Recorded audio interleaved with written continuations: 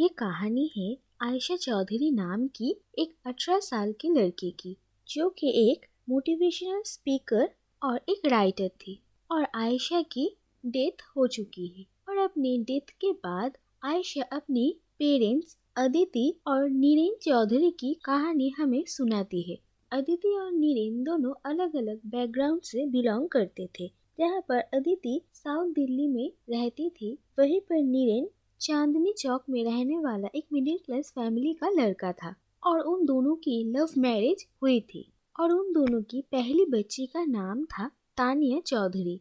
लेकिन उसे SCID था, जिसकी वजह से पैदा होने के कुछ ही महीनों में उसकी मौत हो गई। तानिया बहुत बीमार होने लगी थी और अदिति नीरेन को ये कन्विंस कराने की बहुत कोशिश करती थी कि उसकी कंडीशन बहुत सीरियस है। लेकिन डॉक्टर्स और नीरेन अदिति की बात को ज्यादा ध्यान नहीं दिया था। और तानिया की मौत के बाद नीरेन इसके लिए खुद को ही दोषी मानता था। और तानिया के बीमारी के वक्त एक नन ने अदिति को बहुत हौसला और भरोसा दिया था। और तानिया के मौत के बाद अदिति ने अपना धर्म बदल लिया था और वो एक क्रिश्चियन बन गई थी। इसके बाद अदिति और नीरेन का एक बेटा हुआ था और उसका नाम है ईशान। और ईशान को ऐसी कोई बीमारी नहीं थी, वो बिल्कुल ठीक था। ईशान के बाद अदिति और नीरेन की एक और बेटी होती है और उसका नाम है आयशा।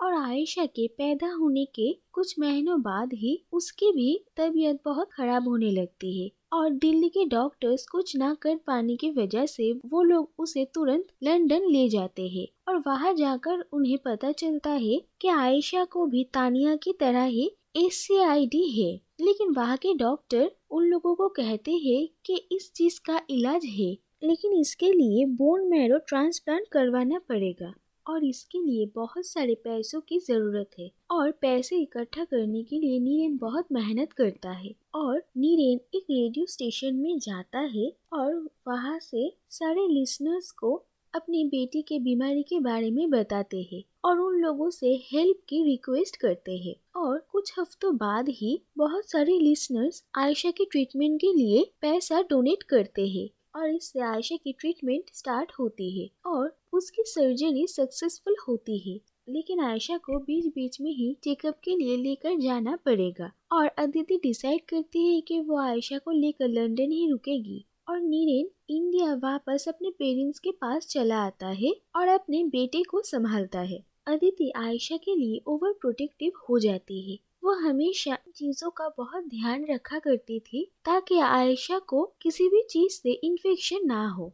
एक तरफ अदिति और ईशान दोनों ही एक दूसरे से दूर थे और वो दोनों ही एक दूसरे को काफी मिस कर रहे थे। तो दूसरी तरफ नीरेन हमेशा अदिति और आयशा को लेकर फिक्र में रहता था। और ऐसे नीरेन और अदिति एक दूसरे से दूर रह रहे थे, इस बात से उन दोनों के रिश्ते पर भी इसका इफेक्ट पड़ रहा था। उसके बाद एक दिन नीरेन अचानक अदिति से मिलने के लिए लंदन चला आता है और वो कहता है कि जब तक आयशा का इलाज नहीं हो जाता तब तक वो और ईशान अदिति और आयशा के साथ ही लंदन में रहेंगे। और नीरेन ने अपना ट्रांसफर भी लंदन में करवा लिया था। लेकिन अदिति कहती है कि आयशा का ट्रीटमेंट होने में अभी भी बहुत वक्त है। आयशा को पूरी तरीके से ठीक होने में 10 साल लग जाएंगे और तब तक उन सब को लंदन में ही रहना पड़ेगा।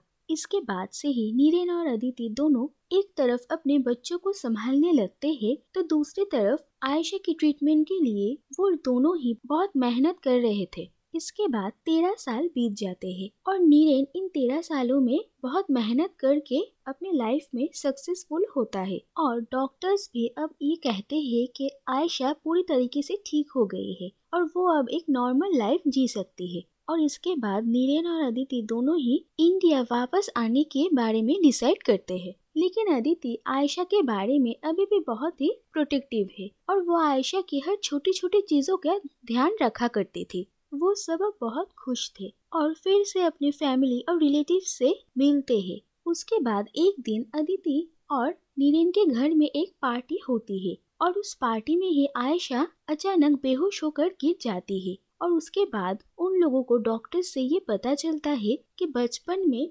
आयशा के ट्रीटमेंट के लिए जो केमोथेरेपी किया गया था उसी के साइड इफेक्ट के दौरान अब आयशा की लंग्स की कंडीशन बिल्कुल भी ठीक नहीं है और अब उसके पास सिर्फ 5 या 6 साल ही है और एक बार फिर से उनके पूरे परिवार के ऊपर दुखों का पहाड़ टूट पड़ता है।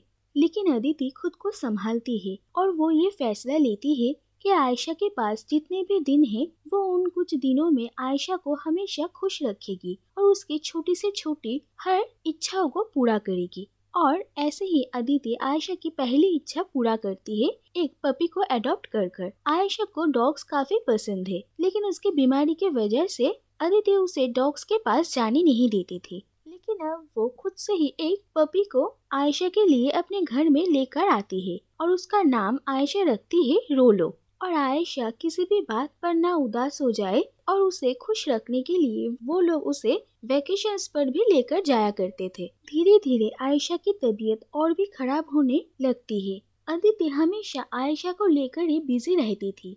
वो हमेशा उसकी देखभाल किया करती थी, जिसके वजह से वो खुद अपना नींद पूरा नहीं करती थी, जिसके वजह से उसे साइकोटिक ब्रेकडाउन हो गया था और उसे हॉस्पिटल में एडमिट करना पड़ता है। और इन कुछ दिनों में नीरेन को ही पूरी तरीके से आयशा का ध्यान रखना पड़ता था। और हॉस्पिटल से घर वापस लौटकर अदिति देखती है कि आयशा ने अपना बुक लिखने का काम खत्म कर लिया है और आयशा की बुक को पब्लिश करवाने के लिए नीरेन एक पब्लिशर से भी बात करता है। अदिति और नीरेन हमेशा आयशा की ध्यान रखने की कोशिश करते थे और उसे हमेशा खुश रखते थे। लेकिन एक दिन अचानक आयशा की हालत बहुत ही खराब हो जाती है और उसकी पूरी फैमिली उससे मिलने के लिए आती है और अदिति पब्लिशर से बात करके आयशा की बुक की एक कॉपी का अरेंजमेंट करवाती है ताकि वो जाने से पहले अपने बुक को देखकर जा सके।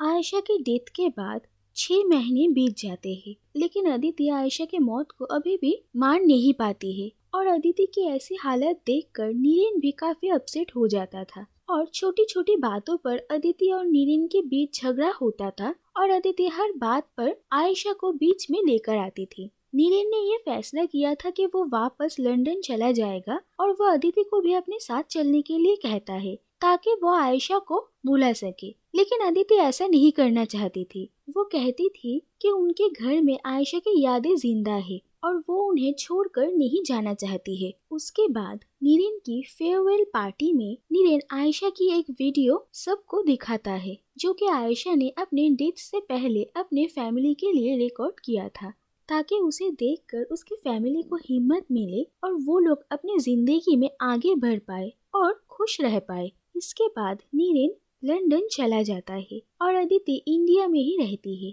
लेकिन 1 महीने बाद अदिति लंदन में नीरेन से मिलने के लिए आती है और उनके घर में जाकर अदिति अपने तीनों बच्चों के फोटो देखती है और ये देखकर अदिति इमोशनल हो जाती है। और ऐसे ही नीरेन और अदिति दोनों आयशा को अपनी यादों में संभाल कर रखेंगे।